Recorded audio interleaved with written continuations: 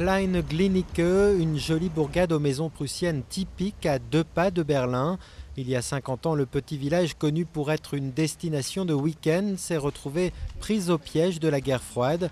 Avec la construction du mur de Berlin, il s'est transformé en une enclave de l'Allemagne de l'Est dans l'Allemagne de l'Ouest. Gita avait 20 ans quand son village est devenu une sorte de prison géante. C'était terrible. D'un seul coup, à l'endroit même où j'avais un bateau, sur la rivière Havel, là où on avait l'habitude de se détendre et de nager, et même d'y laver notre linge, il y a une clôture. C'est vraiment difficile de décrire ce qu'on peut ressentir quand on se retrouve comme ça, complètement entouré de fils barbelés.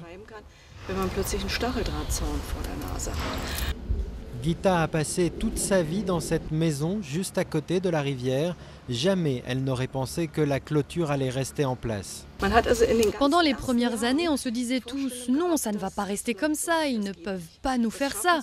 Ils ne peuvent pas cadenasser un pays entier. » Non seulement la clôture est restée, mais elle a été remplacée par une double enceinte de béton. Kleine Glienicke était devenu un village où la nuit ne tombait jamais vraiment en raison des projecteurs qui l'éclairaient dès que le soleil se couchait. Un village dont on raconte aujourd'hui la triste histoire dans une exposition. Kleine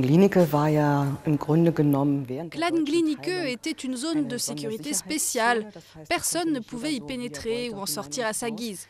Même ses habitants devaient être contrôlés pour rentrer chez eux. Car pour ne pas laisser se multiplier les tentatives de passage à l'ouest, il fallait être sûr des habitants de l'enclave.